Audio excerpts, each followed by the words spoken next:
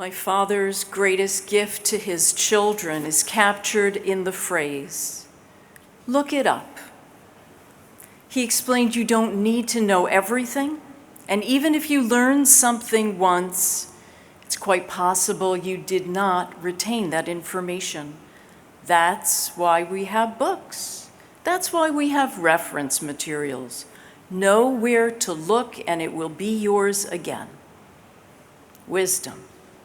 So when I met my brothers for lunch recently, we spent a good bit of time reminiscing, laughing again over things we had done and still found amusing half a century later. At one point, we found that we compared versions of a certain story, and we didn't agree. And though my father's been gone more than 25 years, his wisdom endures. So yes, we looked it up. Such is the power of legacy, which we honor today in Yizkor, and truly every day when we have the privilege to tap into memories which gave voice to our dear ones and their lessons. One of my teachers, Dr. Betsy Stone, said, "As Jews, our responsibility is to tell stories, and we feel that deeply. In our own families, when we name our children after loved ones, we expect that child to learn and transmit the stories of their namesake to the generations who will come after them. So a child who has been named for a great-grandparent may in fact be blessed to share these stories with their own descendants, possibly even great-grandchildren, extending the range of transmission over 8 generations. For Jews, storytelling is an expectation. In terms of storytelling writ large, is there any better tableau than the Haggadah? The telling of the Exodus is as much about our loved ones as it is about leaving Egypt. It is in the desert wanderings that our people became a nation. It's around the Seder table that our families' journeys shape our own. As Passover concludes, we are immersed in a week's worth of memories and a lifetime of memories, even those that have only been passed down to us. For example, each year my nephews quote my grandfather at their Seder, even though he had already died before the boys were born. This is the joy of storytelling. When I hear my grandpa's words in my nephews' voices, there's nothing sweeter. And doesn't every Seder include a bit of reminiscing?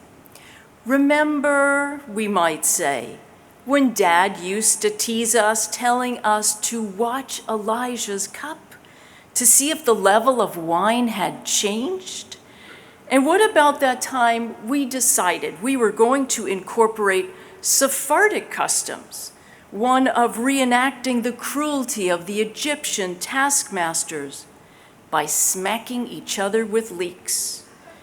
And remember the year your brother annoyed everyone by singing every verse of Dayenu and then starting all over again until he was made to sing in the kitchen instead of at the table. And the time when we had a guest who had never tasted horseradish before. We can't open a Haggadah without thinking of those who in earlier years had led the Seder and held that very book.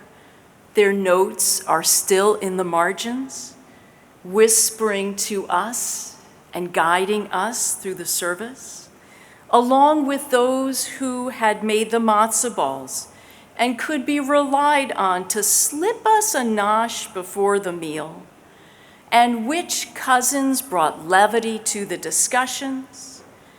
Even the celebratory ritual objects carry stories of the people who use them. This deeply personal family lore is like charoset, mixing the bitterness of loss with sweet memories. We don't require a holiday to call them to our hearts, to take note of the hollow spaces which are only vaguely tempered by loving memories.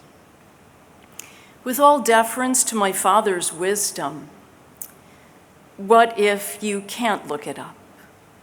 What if the person who held that information you seek, a relative's Hebrew name, or a special ingredient in a recipe, is no longer here? Or the family historian who knew the identity of every person in those treasured family photo albums that are now entirely without context? There are no easy answers, and I know that each one of us observing Yizkor has had questions which have had to go unanswered.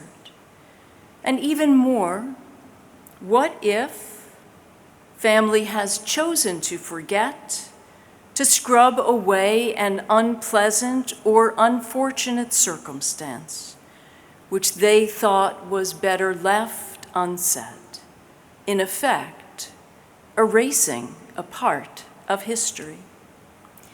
A colleague, Rabbi Karen Kompanez, notes that erasing history is equivalent to erasing truth.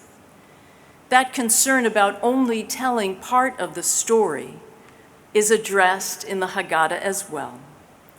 As we chanted this morning at the climax of the Exodus, the Israelites passed through the sea with the Egyptians in hot pursuit. Only after the Israelites had safely reached dry land did the waters return to their natural state, trapping the Egyptians, who were weighed down by their armor, their horses, and chariots. Unable to escape the sea, they subsequently drowned.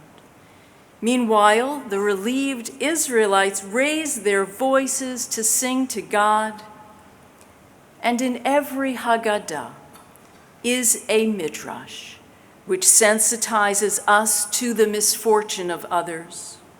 Once the Israelites have been liberated, God's ministering angels also want to express their gratitude and joy, yet God admonishes them, saying, "My creatures are perishing, yet you sing praises."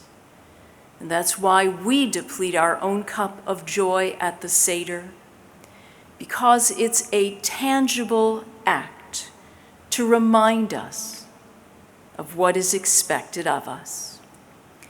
To tell the story of the Egyptians who perished is to honor their memory too, and their inherent worth. It adds wholeness to the ancestral story of the Exodus, which too often we tend to see from one side. So here with this midrash, heartbreak and hope exist side by side. So when we consider and transmit the stories of our own loved ones, let us be mindful to share it all, just as the Talmud preserves all opinions. The sages of the Mishnah and Gemara included all of the viewpoints for practical reasons. They reasoned there may yet come a time when the circumstances of the day would call for a different perspective, a different conclusion, a different option. A reservoir of voices demonstrate that other options and possibilities exist. And so too, when we curate the stories of our own ancestors, warts and all, know that successive generations can learn from missteps as much and perhaps even more than they learn from an uncomplicated life. When we look at ourselves and consider our challenges and compare ours to theirs, how starting over, facing difficulties and overcoming them was a regular part of living, of their daily experiences, we too gain strength to better navigate our lives. In this hour of memorial, as we call our dearest to our hearts and remember them with blessing, may we also remember that who we are is derived from what we know about our ancestors and how their choices influence our own. Yehi zichronam livracha, may their memories endure as our blessings and fill our hearts again.